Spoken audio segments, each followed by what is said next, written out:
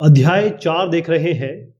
Chapter number 4, tribals, दीकूज and the vision of a golden age. किस तरीके से ट्राइबल लोग जीते थे, इसमें पहली चीज मैंने आपको बताई थी कि कई लोग झूम खेती करते थे।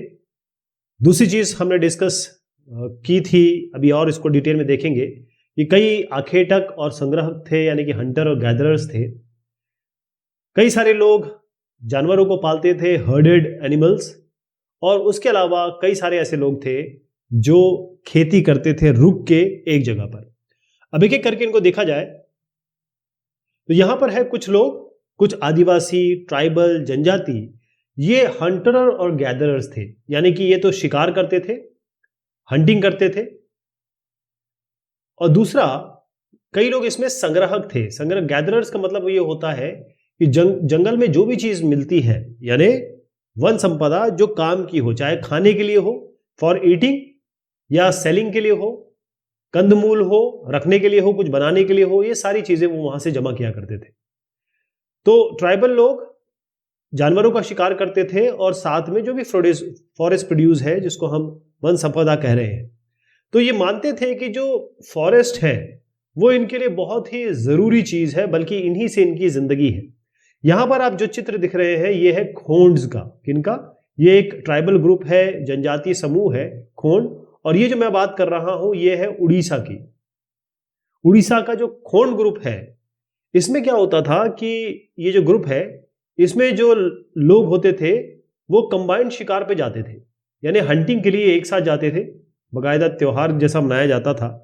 और उसके बाद जो भी हंटिंग करते थे वो वापस लाके डिवाइड कर लेते थे, आपस में बराबर बराबर बराबर विभाजित कर लेते थे। इसके अलावा ये फ्रूट्स, क्योंकि जंगल में फ्रूट्स मिलते हैं, फल मिलते हैं, और साथ में रूट्स, जिसे हम कंदमूल कहते हैं, या कहें कि जो जमीन के नीचे उगती पेड़ों के जो रूट्स होते हैं उनको ये खाते थे। इसके अलावा ये खाना कैसे बनाते थे, इसके लिए तेल का यूज करते थे। और तेल कहां से आता था? साल के जो बीज होते हैं उनके सीड से, और जो महुआ है उसके सीड से। तो साल और महुआ का जो बीज है उससे ये तेल जो निकालते थे, उससे ये अपना खाना बनाते थे। इसके अलावा बहुत सारे श्रब्स हैं, जिसे हम कहते हैं कि जड़ी बूटियां। बहुत सारे ऐसे श्रब्स कह ले या हर्ब्स कह ले, जो जड़ी बूटियां हैं, उसका उपयोग ये अपने मेडिसिनल पर्पस के लिए, जो भी इनको परेशानियां होती थी, दिक्कत होती थी, उसके लिए उपयोग करते थे। और जो ये फॉरेस्ट प्रोड्यूस ये जो जमा करते थे, इसको ये बेचा करते थे। कहां? जैसे मान लीजिए ये लोग यहां रहते हैं, तो इनका कहीं मार्केट होगा, ये तो जंगल में रह रहे हैं या उसके आसपास रह रहे हैं, ये आपका मार्केट है, लोकल मार्केट, वहां पर जाके ये बेचते थे। तो खासतौर पे अगर देखेंगे जो बुनकर थे, व्यूअर्स, और जो चमड़े का काम करते थे, यानी कि लेदर वर्कर, ये हमेशा इन खोंड्स के पास ही आते थे कि भाई जब भी इनको चाहिए होता था कुसुम या पलाश का फूल। अब ये कुसुम और पलाश के फूल जो होते हैं, इससे कलर निकलते हैं, इससे कलर बनता है, ताकि जो क्लोथ्स है उनको डाई किया जा सके, उन पे कलर लगाया जा सके। इसी तरीके से कुसुम और पलाश का उपयोग लेदर, यानी कि चमड़े की रंगाई में भी होता है, उसके काम में भी आता है। तो जब भी इनको कुसुम और पलाश की जरूरत होती थी, किनको? जो भी बुनकर हो या जो लेदर के काम करने वाले, वो सीधा इन्हीं के पास जाते थे, बोले भैया ला के दो हमें।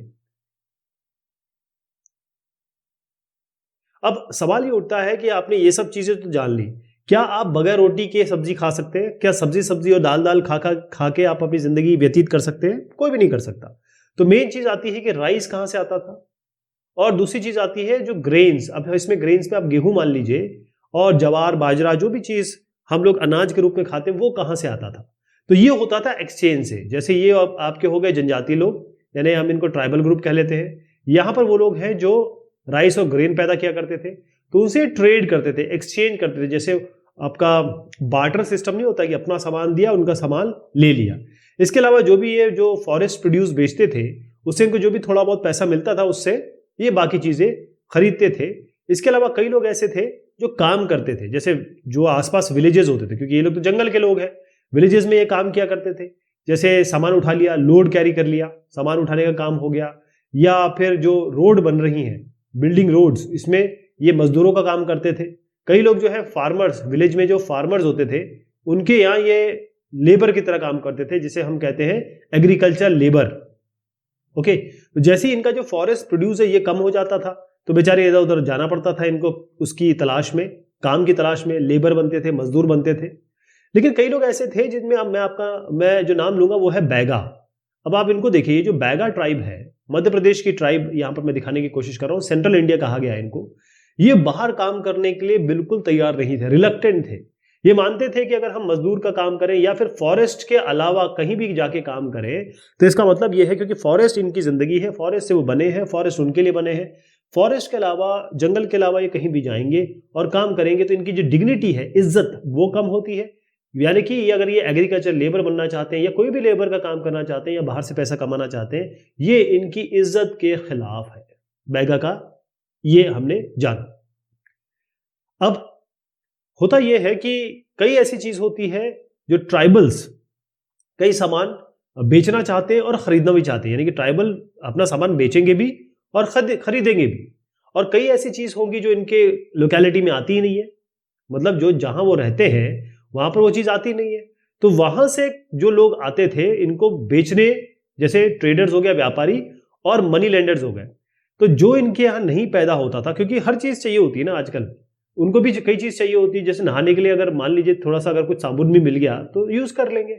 तो जो ट्रेडर्स होते थे, व्यापारी, और जो मनी लेंडर्स होते थे, अब ट्रेडर्स क्यों आते थे? सामान देने के लिए, अपना सामान देने के लिए और इनसे कुछ खरीदने के लिए। मनी लेंडर किस लिए आते थे? कि भाई आओ और हमसे ये पैसा ले लो, यानी कि हमसे कुछ उधार ले लो, और क्योंकि सबको जरूरत तो होती है, पैसा तो सब कुछ है, पैसा सबकी जरूरत होती है, चाहे वो जनजाति हो, चाहे वो बहुत बड़ा आदमी हो, अंबानी को भी पैसे की जरूरत होती है। तो यहां पर ये मनी लेंडर इनको पैसे दिया करते थे। तो ये जो ट्रेडर्स आते थे वो आ तो रहे हैं, लेकिन बहुत हाई प्राइजेस में, बहुत ज्यादा बड़े प्राइजेस में इनको चीजें दिया करते थे। जैसे मान लीजिए ये कोई चीज 10 रुपए में बेच रहे हैं, तो यहां आके ये हो सकता है 25 या 30 रुपए में बेच रहे होते होंगे। इन लोगों को, जनजाति ट्राइबल ग्रुप्स को, ये इतने 25-30 रुपए में बेच रहे होते थे, यानी कि बहुत ज्यादा प्राइस में बेच रहे होते थे। और जो ये मनी लेंडर्स हैं, जिनको हम महाजन कहते हैं, जिनको हम आप बड़े बड़े हम इनके जैसे अलग अलग नाम लेते हैं, तो जो ये तो सौदागर हो गए, लेकिन जो महाजन लोग हैं, ये मनी लेंडर्स जो कहते हैं, हमारे अगर गांव में भी देखें तो कई आपको ऐसे लोग मिल जाएंगे जो पैसा देते हैं ब्याज पे। तो जो ये ब्याज पे पैसा देते हैं वो ब्याज बहुत हाई होता था। कहने का मतलब ये है कि लोन तो दे दिया इन्होंने, चलो लोन ले लो, लेकिन ये कहेंगे कि अच्छा 100 रुपए दे रहे हैं, 150 रुपए देना 1 महीने बाद। तो ये जो 50 रुपए, जो 100 रुपए दे रहे हैं, 50 रुपए मांग रहा है, ये बहुत ज्यादा हो जाता था और ये इनकी मनमानी होती थी। ऐसा तो कोई नहीं, कोई संगठित क्षेत्र के तो थे नहीं, कोई बैंक से तो नहीं आ रहे हैं। तो होता ये था कि इनको बड़ा नुकसान हो जाता था। तो कहां कहां से नुकसान हो रहा है? एक जगह ये 25-30 रुपए दे रहे हैं, ये जो व्यापारी आ रहे हैं, एक जगह ये लोन का इतना ज्यादा पैसा चुका रहे हैं। तो इसका मतलब मार्केट और कॉमर्स, ये जो वाणिज्य हो रहा है, और जो ये कॉमर्स मतलब वाणिज्य, मार्केट मतलब खरीद फरोख्त, इसके कारण ये बेचारे जो ट्राइबल ग्रुप्स हैं ये बहुत ही ज्यादा बुरी हालत में आ गए। एक तो इन पे डेट चढ़ गया। डेट क्या होता है? जो इन पे लोन चढ़ गया। दूसरा, ये पॉवर्टी पे चले गए। अब कोई भी चीज आप इतने में खरीदोगे तो अल्टीमेटली तो आपके पास पैसे होंगे नहीं, क्योंकि ये लोग कोई कमा तो रहे नहीं थे, ये तो फॉरेस्ट की चीज लाते थे, उसको बेचते थे, और थोड़ा बहुत जो कुछ लेबर वेबर का काम कर लिया तो उससे मिल गया। तो बेसिकली ये जो महाजन, और मैं यहां लिखता हूं महाजन, या कहें जो मनी लेंडर है, और जो व्यापारी है, यानी कि ट्रेडर्स है, इनके ट्राइबल ग्रुप के हिसाब से ये लोग जो थे ये बाहरी लोग थे, और यही इनके मिजरी का, गरीबी का जो बुरा हाल है ट्राइबल ग्रुप का, उनका कारण है। कौन? मनी लेंडर और ट्रेडर्स। ओके, अब कई लोग इसमें जो थे वो हर्डिंग करते थे। हर्डिंग का मतलब ये होता है कि जानवरों को पालना। तो जिन जिन का मैं नाम लेने वाला हूं, आप देखिएगा वो सब जानवरों के साथ ही दिख रहे होंगे आपको। तो इसमें कई अलग अलग बात है। कोई बकरी पालता था, यानी गोट पालता था, कोई शीप पालता था, कोई काऊ पाल रहा है, कोई भैंस पाल रहा है, ऐसे कोई बल्कि ऊंट भी पालते थे, है ना। तो ये मेन चीज होती है, ये उनके दूध के लिए, मतलब उनका मिल्क देते थे, ये उनका गोश्त देते थे, यानी मटन या मीट के लिए। ठीक, तो मिल्क हो गया, मटन हो गया, इनके जो ऊपर फर होते हैं उससे वो ऊन बन सकता है। तो उसके स्किन का जो मतलब आप बाहरी कवर है, या उनके बाल, उनको बेचने के लिए। तो इसे अब मिल्क से तो बहुत सारी चीज बनती है, आपका घी बनता है, पनीर बनता है, तो ये सारी चीजें ये किया करते थे। तो जब जिनका भी मैं नाम ले रहा हूं उनके हिसाब से आप ये जरूर दिमाग में ले आइएगा कि ये क्या क्या मैं बात कर रहा हूं। ओके, तो कई लोग ऐसे थे, इनमें कई ऐसे ट्राइब्स थे जो जानवरों को पाला करते थे, उनकी रख रखाव करते थे और उन्हीं से उनका भरण पोषण चला करता था। तो पैस्टोरलिस्ट क्या होते हैं? जो पैस्टर मतलब देखिए, एक बहुत बड़ा इलाका जहां पर घास होती है और वहां पर जो चरवाहे होते हैं जो चराते हैं, तो पैस्टोरलिस्ट वो हो गए। तो वो कैटल में आप कुछ भी ले लीजिए, जैसे मैंने आपको कहा कैटल में काऊ भी आएगा, भैंस भी आएगा, मतलब गाय भी आएगी, भैंस भी आएगी, इसमें तमाम तरीके के जो कैटल होते हैं। इसके अलावा जो थोड़ा छोटा साइज में शीप और आपके ये हो गया, गोट हो गया।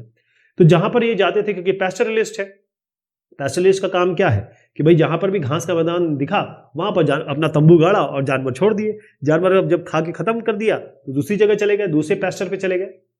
तो ये जहां पे होता था वो दूसरी जगह जाते थे। तो कहने का मतलब ये है कि ये लोग एक जगह से दूसरी जगह आया जाया करते थे, खाना बदोश थे, यानी एक जगह टिक के नहीं रहते थे।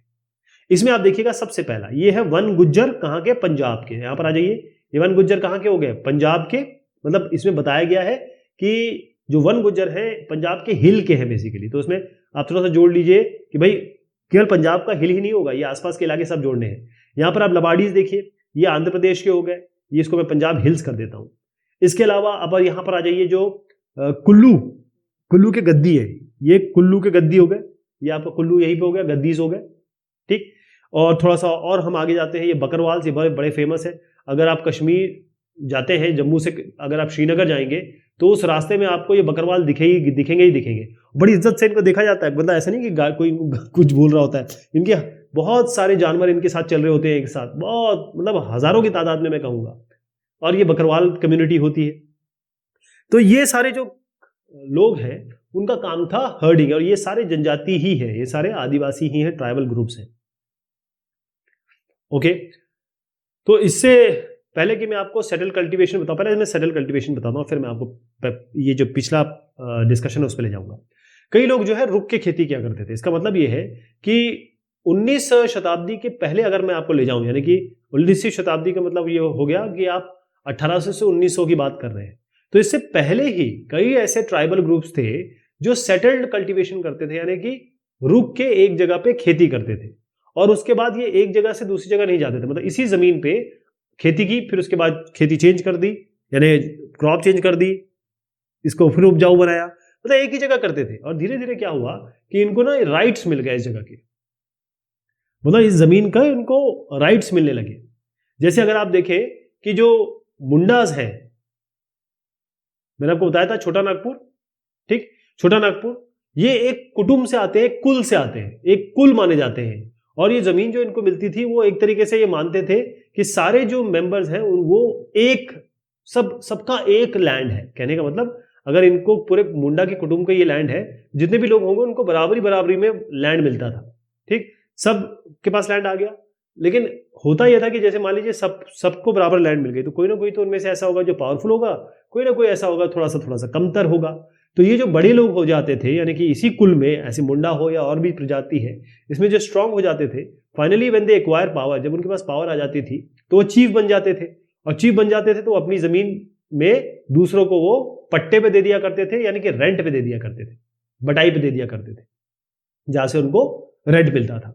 तो अब ये है कि जो ब्रिटिश ऑफिशियल्स थे, खासतौर पर, क्योंकि हम तो ब्रिटिश राज की बात कर रहे हैं ना, जो ब्रिटिश ऑफिशियल्स या ब्रिटिश राज का ये कहना था कि जैसे ये गोंड हो गए या फिर ये संथाल ट्राइब हो गए, ये देखिए चेहरा इनका जो दिखा रहा हूं, ये गोंड और संथाल, ये ज्यादा सिविलाइज्ड है, मतलब ये अच्छे लोग हैं, ज्यादा सिविलाइज्ड है, संभ्रांत है। वे इन लोगों को संभ्रांत नहीं मानते थे। क्यों? क्योंकि एक जगह से दूसरी जगह जा रहे हैं। खासतौर पे जो ये तो हो ही गए, साथ में जो भी इधर से उधर जा रहा है, जैसे आप उनका झूम खेती वालों का भी ले लीजिए, तो जो यहां से वहां खेती कर रहा है ना, मतलब जगह चेंज करते चले जा रहा है, ब्रिटिश ऑफिशियल उनको नापसंद करते थे। वो ये मानते थे कि ये अच्छे लोग नहीं है, बल्कि वाइल्ड और सैवेज है, यानी ये जंगली है और खूंखार है, जंगली और खूंखार है। और वो हमेशा चाहते थे कि ये जो कोई भी लोग हों इनकी तरह हो, यानी एक जगह सेटल हो जाए और इसी की तरह जैसे ये लोग काम कर रहे हैं, एक ही जगह सेटल होकर अपनी खेती करें, इनका ये मानना था। अब मैं आपको यहां ले जाता हूं, यहां पर देखिएगा कुछ शब्द आएंगे, और जो शब्द आएंगे आपको समझना होगा कि पूरा जो जैसे साल, ये पूरा एक साल है, तो साल में कौन कौन से महीने में क्या क्या हिंदुस्तान में या हमारे संस्कृत में हिंदी में कहा जाता है वो आपको समझना होगा। वो नाम यहाँ पर लिए गए हैं और वही यहाँ पर बताए गए हैं। यहाँ पर एक साहब का चित्र मैंने दिया है, इनका नाम है वेरियर एल्विन। क्या नाम है?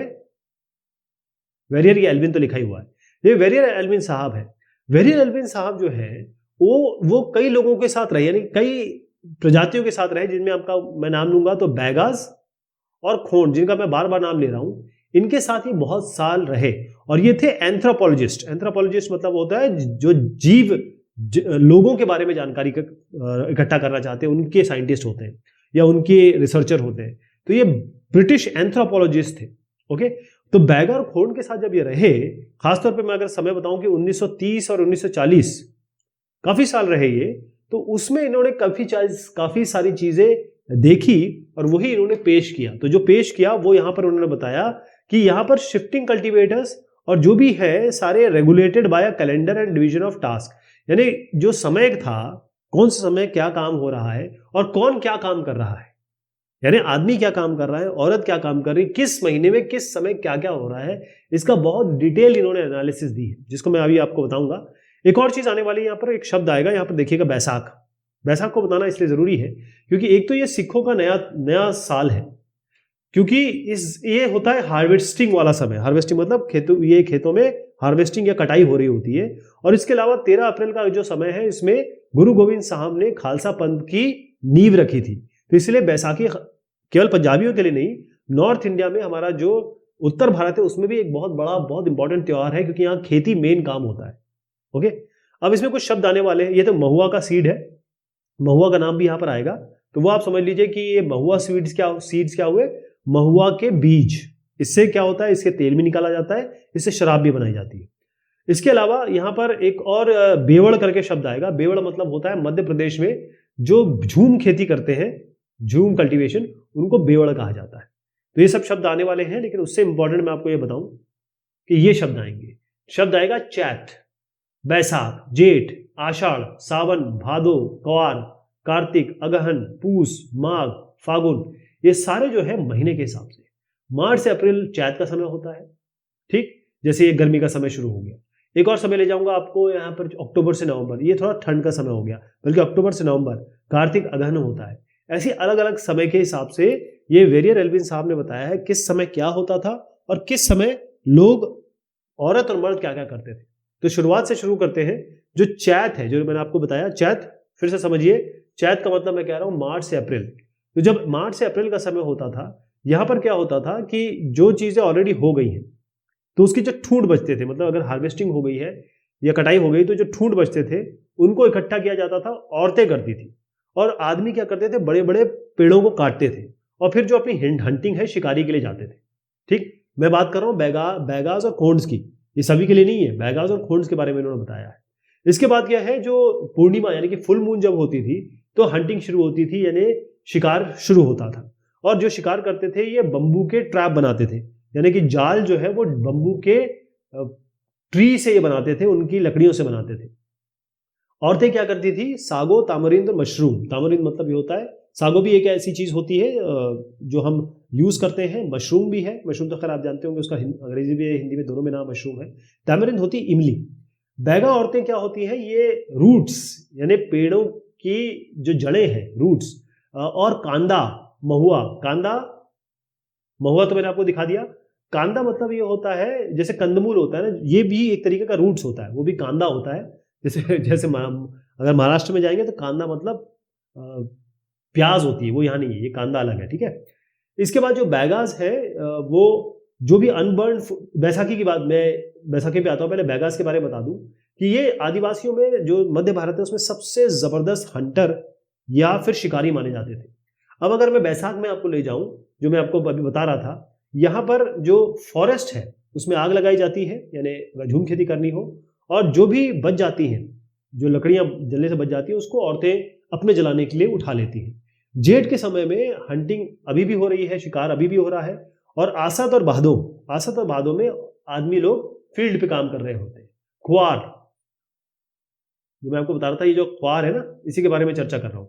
ये जो खुआर है, तो इसमें क्या हो रहा होता है, इसमें जो फलियां हैं, फर्स्ट फ्रूट बीन्स, फलियां जो होती हैं वो पकने लगती हैं और कार्तिक कुटकी तक ये पूरी पक जाती हैं। अगहन में सारी क्रॉप रेडी हो जाती है और जो पूस होता है, पूस, इसमें शुरुआत होती है इनको निकालने की। पूस जो है उस समय डांस होता है, शादियां होती है, ये वो उसका समय है। माघ में क्या होता है कि ये लोग बेवड़ में जाते हैं, यानी कि जो शिफ्टिंग कल्टीवेशन है। लेकिन जो हंटिंग गैदरिंग है वो तो चलती रहती है आखिर तक, और संग्रहण ये चलता रहता है। पहले साल तक तो सब ठीक है, दूसरे साल में थोड़ा ज्यादा हंटिंग चाहिए, क्योंकि क्रॉप्स में उतना ज्यादा काम नहीं होता है। लोग बेवड़ में जाते हैं, उसके बाद तीसरे साल में जाते आते, क्योंकि अब चीजें खत्म हो रही होती है, तो अब इनको खेती करनी पड़ती है और फॉरेस्ट प्रोड्यूस प्रोडक्ट के लिए खेती इनको शुरू करनी पड़ती है। यहाँ पर एक चित्र दिया है, संथाल लड़की है ये, और लकड़ियां ये लेके आ रही। 1946 का चित्र है, बिहार की लड़की है ये। तब आपको लग गया होगा, आइडिया लग गया होगा कि किस तरीके से इनका ये सारा काम हो रहा है। और यहां पर हम जो अगले जो चित्रण करेंगे उसमें आपका बहुत इंपॉर्टेंट बिरसा मुंडा का नाम आने वाला है। तो मैं यहां पर आपको बताता चलूं, पहले ये बहुत इंपॉर्टेंट है, थोड़ा इसको जल्दी करेंगे। देखिए, how did colonial rule affect tribal lives. तो जब कॉलोनियल रूल आया तब इन्होंने इनकी जिंदगी में कैसे असर किया, तो इसको थोड़ा सा मैं अभी हटा देता हूं, इरेज करेंगे और उसके बाद एक नया कलर लेके आपको समझाने की कोशिश करता हूं। जो ट्राइबल चीफ है, क्योंकि ट्राइबल में अलग अलग लोग थे, एक ट्राइबल चीफ हो गया, यानी मुखिया जो है उसका क्या हुआ। तो जो मुखिया थे, अगर आप ब्रिटिश राज के पहले, ब्रिटिश गवर्नमेंट या ब्रिटिश राज के पहले देखें, तो जो मुखिया होता था उसकी बहुत बढ़िया पोजीशन थी। पहली चीज तो ये थी कि उसके पास इकोनॉमिक पावर थी, पैसा उसके पास अच्छा खासा था, मैं आदिवासियों की बात कर रहा हूं। दूसरा ये था कि इनके पास प्रशासन का भी अधिकार था, राइट टू एडमिनिस्टर, ये भी था। और दूसरा, जो अपनी टेरिटरी है, जो इनकी जगह है, उसको एक कंट्रोल कर सकते थे, यानी कि अपना जो क्षेत्र है उसको पूरी तरीके से नियंत्रित कर सकते थे, राइट। इनकी खुद की पुलिस होती थी, यानी खुद इनके लोग होते थे जो खुद की पुलिस होती थी। और दूसरा ये था कि ये जो अपने खुद के नियम कानून बनाते थे, यानी कि अगर मैं कहूं कि खुद के रूल्स एंड रेगुलेशंस बनाते थे, खुद के रूल्स एंड रेगुलेशन बना सकते थे, राइट, ताकि ये किस तरीके से जमीन का, लैंड का और फॉरेस्ट का मैनेजमेंट कर सके, प्रशासन कर सके, इनका बहुत अच्छी तरीके से नियंत्रण कर सके। लेकिन जैसे ही ब्रिटिश रूल आया, उन्होंने कहा कि ठीक है, आप अपनी जमीन, आप मुखिया हैं, आप अपनी जमीन तो रखिए, कोई बात नहीं। लेकिन इन्होंने कहा कि अब जो आपकी एडमिनिस्ट्रेटिव पावर है, जो प्रशासन आप कर रहे हैं इस पूरे इलाके में, ये आपको नहीं मिलेगी। आपने जो ब्रिटिश रूल है, ब्रिटिश के जो नियम है, जो रूल्स एंड रेगुलेशन है, वो जो ब्रिटिश के हैं वो आप पे चलेंगे, राइट। इसके अलावा जो ये लोग हैं, इनको ट्रिब्यूट या कहते हैं नजराना, पैसा या किसी भी तरीके से ब्रिटिश रूल को देना पड़ता था। ओके, एक और चीज थी कि ब्रिटिश के अंडर में ये आ गए थे, तो जितने भी इनके अंडर में लोग थे, चाहे पुलिस हो, जो भी नाम कहे, लठियाल कहे, या इनके जो साथ में लोग हैं, उन सबको इनको डिसिप्लिन में रखना था, यानी पूरी तरीके से कंट्रोल में रखना था कि भाई आप संयम से रहिए। संयम में रखना भी इनका काम था। तो ये किसका होगा? ट्राइबल चीफ का। अगर यहीं पे मैं आपको बताऊं कि जो शिफ्टिंग कल्टीवेशन है उनका क्या हुआ, जो शिफ्टिंग कर रहे थे, तो देखिए, हम ब्रिटिश रूल में हम हमेशा देखते हैं कि ब्रिटिश रूल हमेशा चाहता है कि लोग जो है वो एक जगह टिक के खेती करें, यानी वो कल्टीवेशन करें लेकिन रेसिडेंशियल कल्टीवेशन करें, वहीं टिक के खेती करें। वो चाहते थे कि जो ट्राइबल्स हैं वो सेटल हो जाएं और एक तरीके से जो खेती करते हैं उस तरीके से बन जाए। तो इससे क्या होता है कि अगर कोई यहाँ पर अगर फिक्स हो गया, जैसे मान लीजिए किसी का कोई एड्रेस है, उसका फोन नंबर है, उससे आप आराम से पता कर सकते हैं वो कहाँ रहता है ना।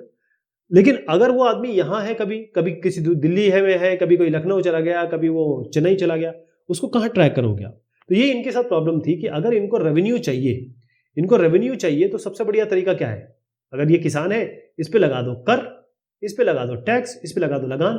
तो अगर किसान एक जगह टिक के रह रहा है तो इनको जो रेवेन्यू है वो उसका एक सोर्स मिलता था, उसका एक जरिया मिलता था। तो इन्होंने क्या किया कि बाकायदा लैंड सेटलमेंट लगाया। मतलब ये जो हमारे ब्रिटिश रूल थे, इन्होंने ये कहा कि भाई ये जो जमीन है बाकायदा इसको जांचा गया, परखा गया, नियंत्रित किया गया, मेजर किया गया, इसमें क्लियर लिखा गया है, मेजर किया गया, डिफाइन किया गया, और उसके बाद बताया गया कि भाई इसका आपको इतना रेवेन्यू देना है, मतलब भू राजस्व इतना देना है। तो क्या हुआ कि कई जो पीजेंट्स थे, कई जो फार्मर्स थे, इनको उन्होंने कहा कि ठीक है आप लैंड ओनर्स हो गए, यानी कि आप जमींदार हो गए, ओके। बाकी जो है वो सारे टेनेंट्स हो गए। टेनेंट्स का मतलब हो गया कि भाई आपके अंडर में जो काम करेंगे या इस जमीन पे जो काम करेंगे। तो काम ये था कि ये जो टेनेंट्स होंगे वो अपना किराया देंगे, जो भी काम करेंगे, या बटाई पे देंगे तो किराया देंगे जमींदार को, और जमींदार का काम होता था रेवेन्यू किसको पहुंचाना, ब्रिटिश गवर्नमेंट को या ब्रिटिश राज को, जो भी लोग वहां पर थे, राइट। तो ब्रिटिश ने ना बहुत कोशिश की कि जो झूम कल्टीवेशन हो रहा है, नॉर्थ ईस्ट की मैं बात बता रहा हूं, बहुत कोशिश की इन्होंने। अब नॉर्थ ईस्ट में अगर आप जाएंगे तो इस तरीके से टेरेन है, वहां पर टेरेन जो है, जमीन इस तरीके से है। तो यहां पर क्या है कि इनके पास कोई ऑप्शन नहीं है, वैसी खेती नहीं हो सकती जो आजकल हम खेती देखते हैं, उसमें स्टेप वाइज खेती होती है, लेकिन इसमें भी कितनी खेती कर लोगे आप। तो इनके लिए झूम खेती बहुत जरूरी थी। आप देखिएगा, ये मैंने आसाम और ऊपर के नागालैंड वगैरह इलाके का एक चित्र लिया है। तो यहां पर क्या होता था कि जो प्लो कल्टीवेशन है, मतलब हल और बैल, ये वाला कल्टीवेशन नहीं हो सकता था, क्योंकि पानी बहुत कम है, वाटर ही नहीं है। दूसरा सॉइल बहुत ड्राई है, यानी कि सॉइल एक तो ड्राई है, नॉर्थ ईस्ट की बात मैं स्पेशली कर रहा हूं, और दूसरा ये है कि यहां पर वाटर ही नहीं है, पानी नहीं है, तब क्या करेंगे।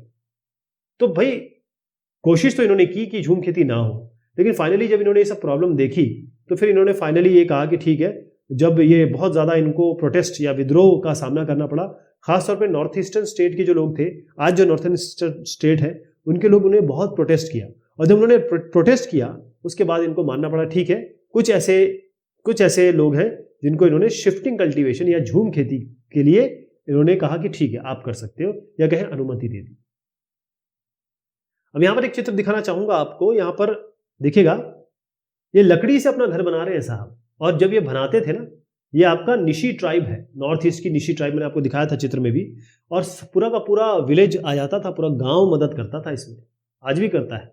यहां पर जो आप चित्र देख रहे हैं, यहां पर मैं आपको ले जा रहा हूं गुजरात की ये भील जो ट्राइबल ग्रुप है उसकी औरतें यहां पर देख रहे हैं। तो यहाँ लकड़ियां उकड़ियां बिन रही हैं वो। यहाँ पर भी आप देखिए, ये आपको आंध्र प्रदेश में मैं ले जा रहा हूं, यहाँ पर भी ट्राइबल लोग काम कर रहे हैं, चावल पैदा कर रहे हैं।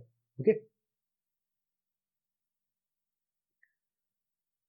Forest laws and their impact. तो जब ब्रिटिश ने फॉरेस्ट लॉ लाए, यानी कि अपने कानून लाए जंगलों के लिए, तब क्या हुआ, इसकी चर्चा हम करेंगे अगली बार, और बिरसा मुंडा की भी चर्चा करेंगे। तब तक के लिए शुक्रिया, मेहरबानी आप सभी की।